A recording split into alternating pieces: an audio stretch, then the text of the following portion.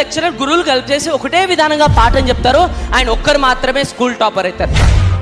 ఎందుకు డిస్ట్రిక్ట్ మొత్తంలో అందరికి ఒకటే విధానంగా టెక్స్ట్ బుక్స్ ఉంటాయి, ఒకటే విధానంగా పాఠం చెప్తారు, ఆయన ఒక్కరు మాత్రమే డిస్ట్రిక్ట్ టాపర్ అవుతారు.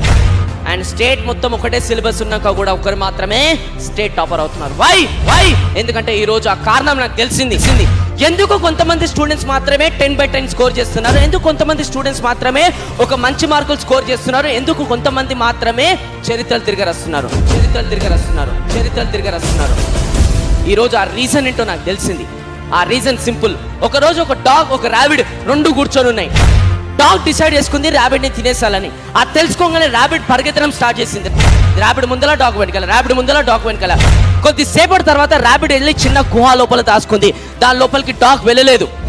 అండ్ బయట నిల్చొని డాగ్ అంటుంది అనమాట, అరే ర్యాబిట్, నీకన్నా నేను సైజులో పెద్ద, ఆలోచనలో పెద్ద, తెలివిలో కూడా పెద్ద, అయినా కూడా నేను క్యాచ్ చేయలేకపోయాను. వై? అప్పుడు లోపల గుహాల నుంచి ర్యాబిట్ చెప్తుంది, కరెక్ట్ డాగ్ బ్రదర్, మీరు నాకన్నా సైజులో పెద్ద, ఆలోచనలో పెద్ద, తెలుగులో పెద్ద, మన ఇద్దరం పరిగెత్తుంటే నువ్వు నీ లంచ్ కోసం పరిగెత్తున్నావు, కానీ నేను నా లైఫ్ కోసం పరిగెత్తున్నాను.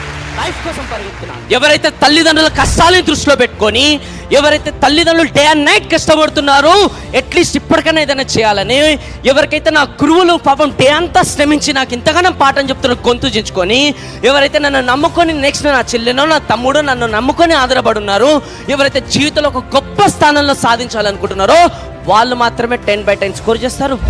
వాళ్ళు మాత్రమే చరిత్రలు తిరిగి రాస్తారు. ఇప్పుడన్నా జీవితం కోసం పరిగెత్తండి మై డియర్ ఫ్రెండ్స్, జీవితం కోసం.